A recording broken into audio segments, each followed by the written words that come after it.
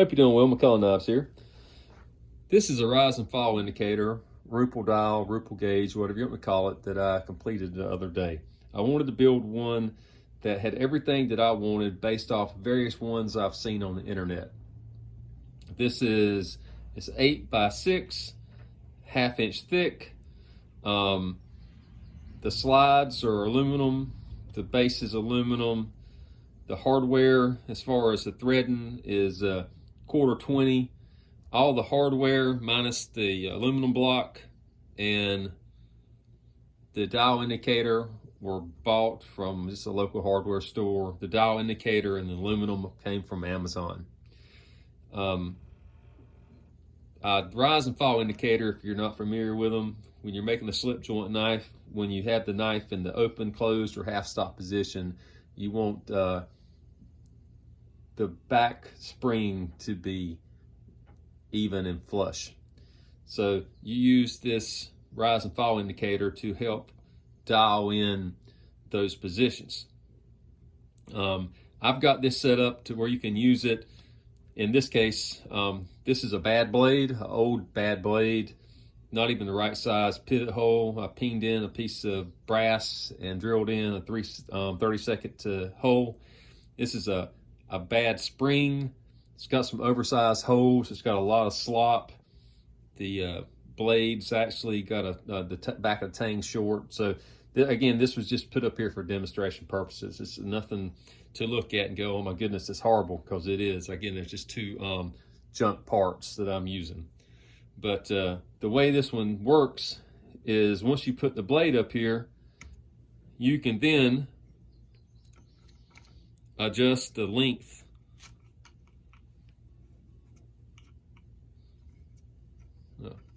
You can adjust the length of where you want your spring at by adjusting this out. Also, you then can drill the hole you need for your spring.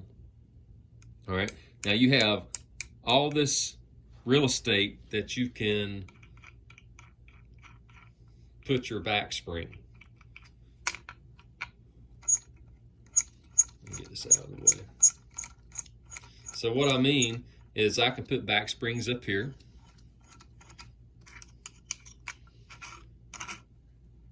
And at any time, I can flip this over, flip this around. I've got numerous amounts of real estate that I can use to put my back spring. Once I decide where I want my back spring at, and I drill my hole. Again, it's like customizing for each knife. And then once I get my back spring in place, now I took that off just to flip that around, but you don't have to take that off because it slides. Now I'll lock the knife down, because when you're doing this, you want repeatability. So if I take the blade off to work on the places on the blade that I'm going to remove metal for adjustment, I want to be able to put it right back into the same spot. So by locking everything down, I can put it right back where it came from for that repeatability. All right. So bottom, so you'd work on your open position, your half stop position, and your closed position. Now, once you have this heat treated and tempered, and you actually have your spring like it should be, and you start removing it where you can actually put tension on it, at that point in time, you actually can use this all thread here to go ahead and put tension on your handle.